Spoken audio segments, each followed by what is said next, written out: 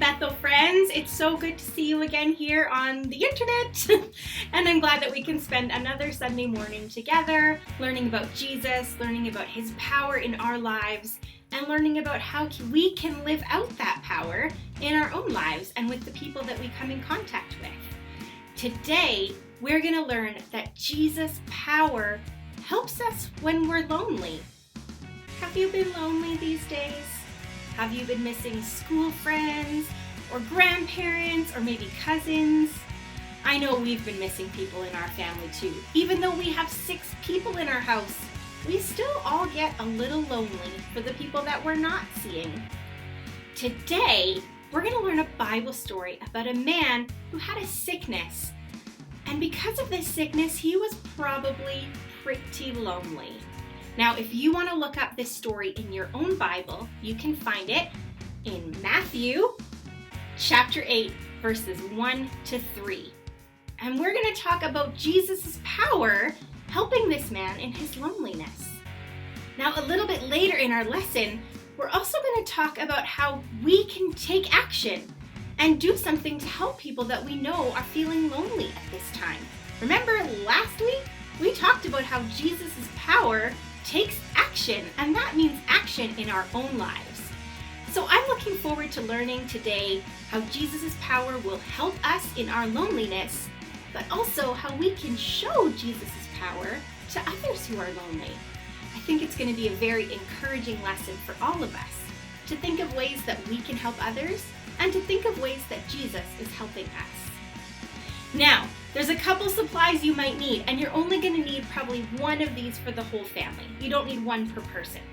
So, you're going to want a ruler or a yardstick or measuring tape, something that you can stretch out pretty long, not like the little one that you might use for school. You're also going to want a clear container with about 1/3 of it full with water.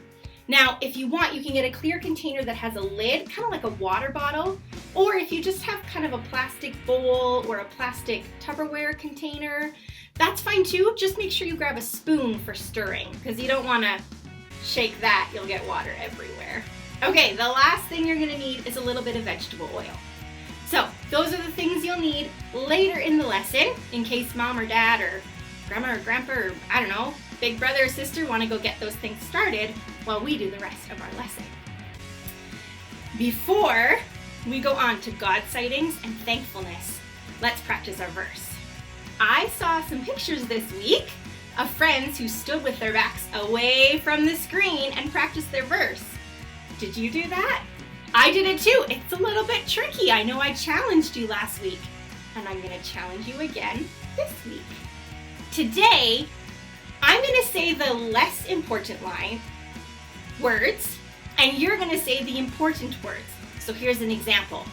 I'll go, are the, of the. Does that make sense? You have to fill in the blanks. Okay, I think we can try it. And again, if you want a challenge, stand up and turn around. Parents, if they need a little bit of prompting, the words will still be on the screen for you this week to give them some guidance. Here we go. In the book of chapter, verse, are the, of the, on a, cannot be. Did you get that? Let's try it one more time. Ready? In the book of chapter, verse, are the, of the, on a, cannot be. Whew, I hope you guys got that one. We're going to try the next verse now. So again, stay turned around. This one's a little bit trickier. Let's see if I can remember. I was practicing before, but you never know. Here we go. In the book of chapter, verse, in the, let your, before, so that they may your, and give to your, who is in. Whew, that was tricky. I think Pastor Chris might have got it. He watches me when I do this. It's a little bit creepy, maybe. I don't know. He's probably just checking for mistakes. All right, Pastor Chris, we're going to try one more time and see if we can get it right all over again.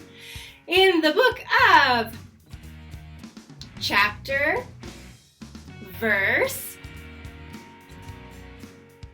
in the let your before, so that they may your, and give to your, who is in.